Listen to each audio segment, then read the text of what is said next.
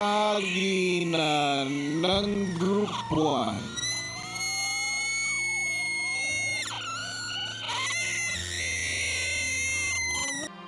Tila ibang level na ng pagkakaibigan ang meron sa dalawang PBB housemates na sila Caprice at Carmel na mas lalong nakumpirma matapos maging sobrang saya na magkasama sila sa isang grupo.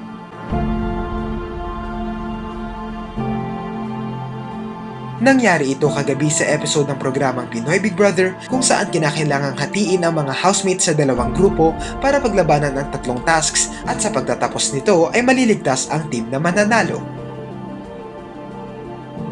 Ang mga housemates mismo ang may kakayahang pumili ng magiging grupo nila sa pamamagitan ng pagbato ng kanilang pamato sa taas ng bahay na nakalagay sa tuktok ng pole.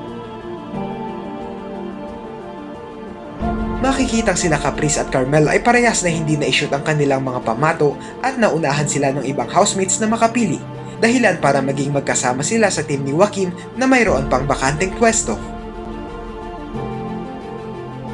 Nang malamang magkagrupo sila ay agad na pumunta si Caprice kay Carmel para yakapin ito at binuhat naman siya ni Carmel na para bang anak niya na rin kung ituring ito.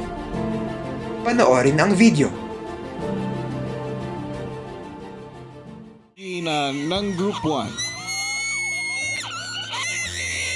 Masaya din po ako, kuya. It's more of Pagina ng grupuan.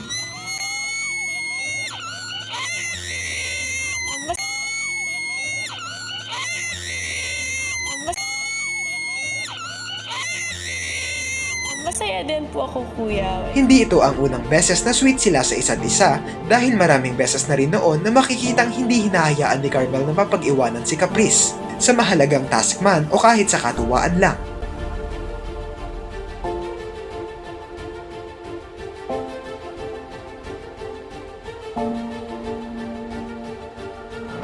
Caprice, mag-walking tayo. Lika dito. Sasod mo yung salamin. Dito. May sunod ka sa amin. Dito.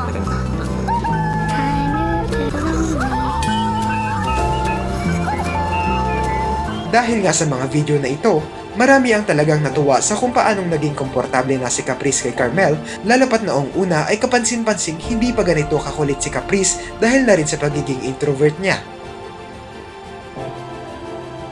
Kaya naman ang tanong ng mga netizens, ang tambalan nilang Carmel na nga ba hanggang big night? Ano ang masasabi nyo rito? Pagina ng grupuan. Masaya din po ako, kuya.